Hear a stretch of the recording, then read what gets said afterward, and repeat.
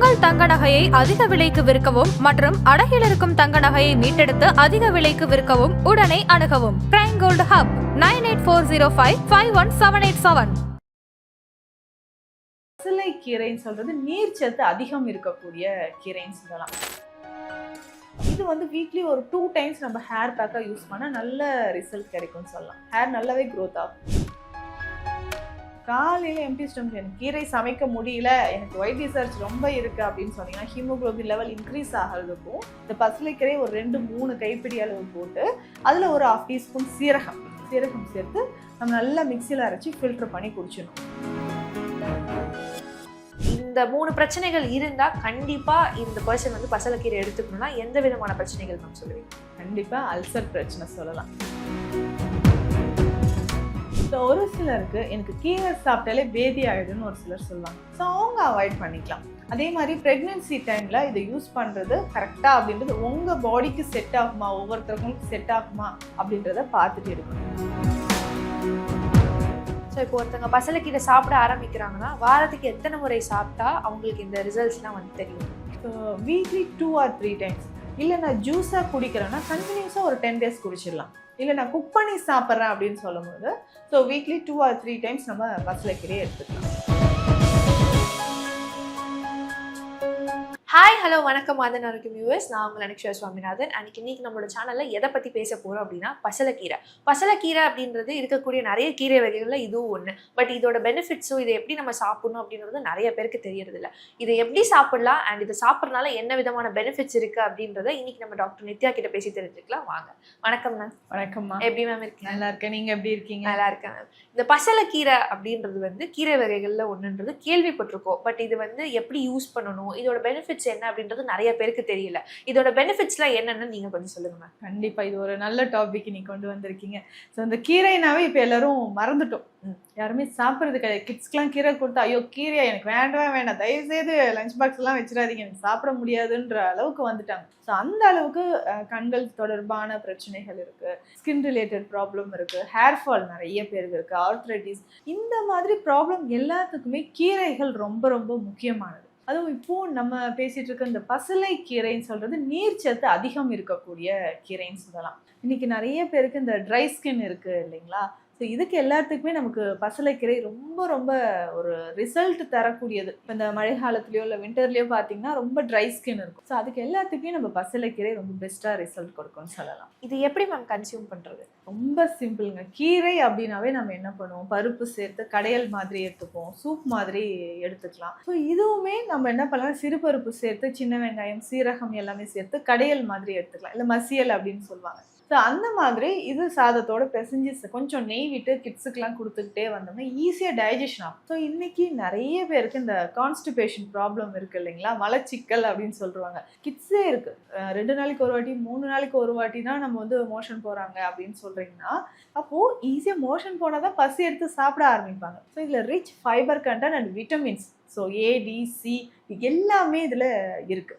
So முக்கியமாக இன்றைக்கி வந்து பார்த்தோம்னா விட்டமின் D டிஃபிஷியன்சி நிறைய பேருக்கு இருக்குது, கால்சியம் டிஃபிஷியன்சியும் இருக்குது. ஸோ இது ரெண்டுமே நமக்கு பேலன்ஸ்டாக கிடைக்கணும்னா பசலைக்கீரை ஒரு பெஸ்ட்டு சாய்ஸ் அப்படின்னு சொல்லலாம். அதே மாதிரி விட்டமின் E ஸ்கின்னுக்கு, இந்த ட்ரை ஸ்கின் இருக்கிறது, ஹைப்பர் பிக்மெண்டேஷன் வர்றது, ஸோ நல்லா இருப்பாங்க, திடீர் நெத்தியில் மட்டும் ஒரு இடத்துல பிளாக்காக ஒரு டிஸ்கலரேஷன் தெரியும். ஸோ அந்த மாதிரி இருக்கக்கூடிய ப்ராப்ளம் எல்லாமே கிளியர் ஆகணும்னா பசலைக்கீரை.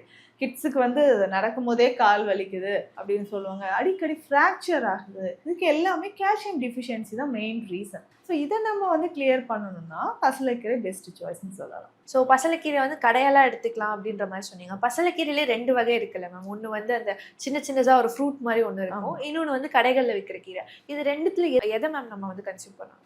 ரெண்டுமே நம்ம எடுத்துக்கலாம். ஸோ ரெண்டுலேயுமே நீர்ச்சத்து ரொம்ப அதிகம். நீங்கள் சொன்ன மாதிரி கொடி பசலை அப்படின்னு அது சொல்லுவாங்க. இந்த கொடி பசலை நல்லா சிவப்பு நிறத்தில் இருக்கக்கூடியது. இந்த ஃப்ரூட்ஸ் இருக்கு இல்லைங்களா, இந்த ஃப்ரூட்ஸும் அந்த இலையும் நல்லா பேஸ்ட் மாதிரி அரைச்சி எடுத்துணும். ஹேர் பேக்காக யூஸ் பண்ணுவோம். ஸோ நிறைய பேருக்கு இந்த ஹேர் பேக் நிறைய பேருக்கு இந்த சீக்ரெட் தெரியாது. ஸோ ஹேர் பேக்காக யூஸ் பண்ணி பாருங்கள், நல்ல ரிசல்ட் இருக்கும். கிரே ஹேர் இருக்கவங்களுக்கு, டேண்ட்ரஃப் இருக்குது, இல்லை தலைமுடி வந்து எனக்கு உதிர்ந்துக்கிட்டே இருக்குது அப்படின்னு சொல்லுவாங்க நிறைய பேர் இல்லைங்களா. ஸோ ஹேர் வந்து ஸ்ட்ரென்த்தனாக ஆகாது, அந்த மாதிரி இருக்கவங்களுக்கு ஹேர் பேக்காக யூஸ் பண்ணலாம். ஸோ இதில் நல்ல ஒரு கொழகொழப்பு தன்மை இருக்குன்னு சொல்லலாம், மியூக்கஸ். ஸோ இந்த மாதிரி இருக்குது. செம்பருத்தி இலை எப்படி இருக்கோ அதே மாதிரி இதுவும் நம்ம நல்லா பேஸ்ட் மாதிரி அரைக்கும் போது இதுவும் அப்படி இருக்கும். அப்போ இது வந்து வீக்லி ஒரு 2 டைம்ஸ் நம்ம ஹேர் பேக்காக யூஸ் பண்ணால் நல்ல ரிசல்ட் கிடைக்கும்னு சொல்லலாம். ஹேர் நல்லாவே க்ரோத் ஆகும். ஸோ இந்த ஹீமோகுளோபின் லெவல் இன்க்ரீஸ் பண்ணணும்னு சொல்லிட்டு நிறைய பேர் இருக்காங்க. அதுக்கு நிறைய வகையான கீரைகள் வந்து கன்சியூம் பண்ணணும்னு இருக்கு. ஸோ ஹீமோகுளோபின் லெவல் இன்க்ரீஸ் பண்ணுறதுக்கு பசலைக்கீரை எந்த அளவுக்கு ஹெல்ப் பண்ணுது? இந்த பசலைக்கீரை நம்ம வந்து வாரத்துக்கு ஒரு 3 நாளாவது எடுத்துக்கணும். ஸோ ஒரு 3 டேஸாவது இந்த பசலைக்கீரையை நம்ம சாப்பிட்டுட்டு வந்தால் பெஸ்ட்டாக இருக்கும். ஸோ இது கூட கொஞ்சம் சின்ன வெங்காயம் சேர்த்து எடுக்கணும். ஸோ ஃபஸ்ட் நமக்கு ஹீமோகுளோபின் லெவல் ரொம்ப குறைவாக இருக்குது அப்படின்னு சொன்னால் தொடர்ந்து ஒரு 20 நாட்களாவது பசலைக்கீரையை நம்ம எடுத்துகிட்டு வரணும். இல்லை வீக்லி 2 or 3 டைம்ஸ் நம்ம ரெகுலராக எடுக்கும்போது ஹீமோகுளோபின் லெவல் இன்க்ரீஸ் ஆகுதுன்னு சொல்லுவாங்க. ஸோ ஹீமோகுளோபின் லெவல் குறைவாக இருந்துச்சுன்னா தலை சுத்தல் ஏற்படுறது, மூச்சு வாங்குது நிறைய பேருக்கு இருக்குன்னு சொல்லுவாங்க, ஹேர் ஃபால் இருக்கும், இர்ரெகுலர் பீரியட்ஸ் இருக்கும். ஸோ இந்த மாதிரி கம்ப்ளைண்ட்ஸ் இருந்ததுன்னா கண்டிப்பாக ஹீமோகுளோபின் லெவல் செக் பண்ணி பார்த்துட்டு குறைவாக இருந்தால் பசலைக்கீரையை நம்ம எடுத்துக்கலாம். ஸோ நிறைய பேர் இந்த வெள்ளைப்படுதலுக்கு வந்து பசலைக்கீரை சாப்பிடணும் அப்படின்னு சொல்கிறாங்க. ஸோ பசலைக்கீரை சாப்பிட்டா நிஜமாவே இதுக்கு ஒரு சொல்யூஷன் இருக்குமா? நல்ல சொல்யூஷன் தான்.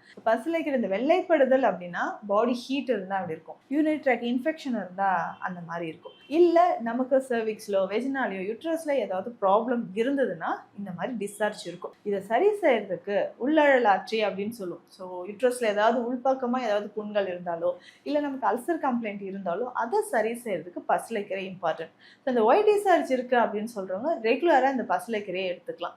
இந்த பசலைக்கீரையோட சீரகம் சேர்த்து நல்லா அரைச்சி அந்த சாறு குடிக்கணும். காலையில் எம்டி ஸ்டமக்ல எனக்கு கீரை சமைக்க முடியல, எனக்கு ஒயிட் டிஸ்சார்ஜ் ரொம்ப இருக்குது அப்படின்னு சொன்னீங்கன்னா ஹீமோகுளோபின் லெவல் இன்க்ரீஸ் ஆகிறதுக்கும் இந்த பசலைக்கீரை ஒரு 2-3 கைப்பிடி அளவு போட்டு அதில் ஒரு 1/2 டீஸ்பூன் சீரகம் சேர்த்து நம்ம நல்லா மிக்சியில் அரைச்சி ஃபில்டர் பண்ணி குடிச்சிடணும்.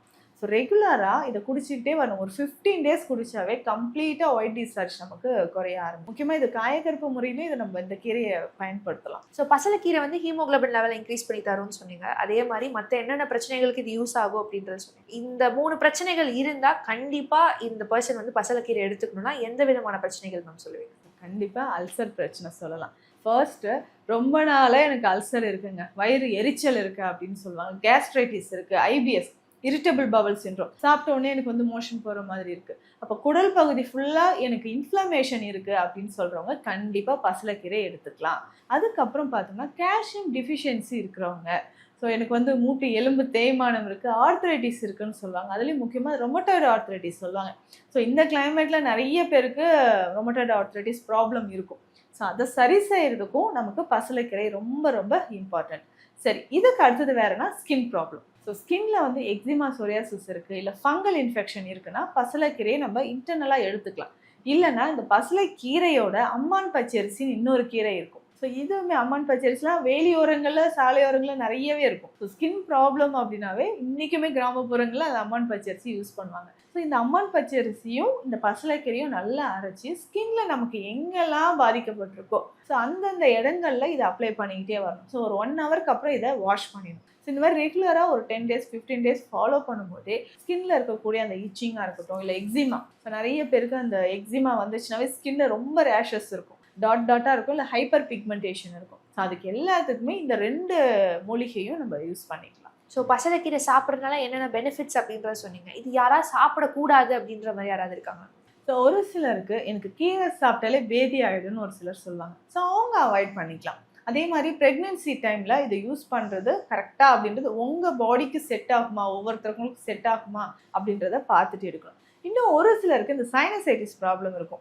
ஏதாவது ஒரு கீரை சாப்பிட்டாலே எனக்கு சைனசைட்டிஸ் வந்துடுது. பசலைக்கீரை குளிர்ச்சி தன்மை இருக்கக்கூடியதான். அந்த பாடி ஹீட் இருக்குன்னா அதை குறைக்கிறதுக்கு நமக்கு பசலைக்கீரை ரொம்ப ரொம்ப இம்பார்ட்டன்ட் சொல்லலாம். ஸோ அந்த ஹீட்டை குறைக்கிறதுக்கு நம்ம சாப்பிடலாம். ஆனால் இன்னும் ஒரு சிலருக்கு எனக்கு தலைவலி, ஹெட்டேக் வந்துடும், தலையில் நீர் கொத்த மாதிரி இருக்குது அப்படின்னு ஃபீல் பண்ணிங்கன்னா அவங்க மட்டும் இந்த பசலைக்கீரையை அவாய்ட் பண்ணிக்கலாம். மற்றவங்க எல்லாருக்குமே கிட்ஸ்லேருந்து குழந்தைகள்லேருந்து வயதானவர்களுக்கு ரொம்ப ரொம்ப யூஸ்ஃபுல்லாக நிறைய ஹெல்த் பெனிஃபிட்ஸ், ஒரு மல்டி விட்டமின்ஸ் எல்லாமே இதில் இருக்கக்கூடிய கீரைன்னு பார்த்தோம்னா பசலைக்கீரை. ஸோ பொதுவாக கீரை வகைகளை வந்து நைட் இரவு டைம் வந்து எடுத்துக்க கூடாது அப்படின்றது சொல்கிறாங்க. இதுக்கான காரணம் என்ன மேம்? கீரை நம்ம ஒரு ஃபுட்டு சமைச்சிட்டாவே 3 to 5 ஹவர்ஸ்க்குள்ளே நம்ம சாப்பிடணும்.